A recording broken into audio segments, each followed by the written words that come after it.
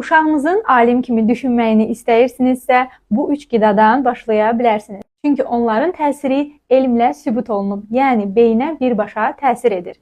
Yumurtadakı xolin maddəsi beyin hüceyrələrinin formalaşması üçün vacibdir. Harvard alimləri sübut edib ki, xolin yaddaş, öyrənmə və diqqətin əsasını yaradır. Sadəcə hər səhər bir yumurta uşağın beyninə gündəlik investisiyadır. Qoz beyinə bənzəyir və bu təsadüf deyil. 2023-cü ildə PubMed tədqiqatı göstərib ki, 8 həftə ərzində qozla qidalanan yeniyetmələrdə diqqət və öyrənmə bacarığı nəzərə çarpacaq dərəcədə artıb. Çəkiliş zamanı qızım yaxınlaşdı, qozu dadmağa başladı. Təəssüf ki, biraz acı çıxdı, amma bunu göstərməməyə çalışdı, çünki bilirdi ki, çəkiliş gedir. Balıqdakı omega-3 yağ turşuları beynin tikinti materialıdır.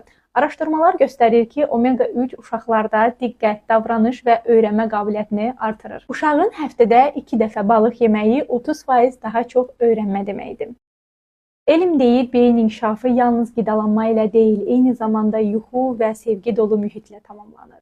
Amma bu üç qida, yumurta, qoz və balıq uşaq zəkasının təməl daşlarıdır. Bu videonu digər valideynlərlə paylaş ki, onlar da faydalansın.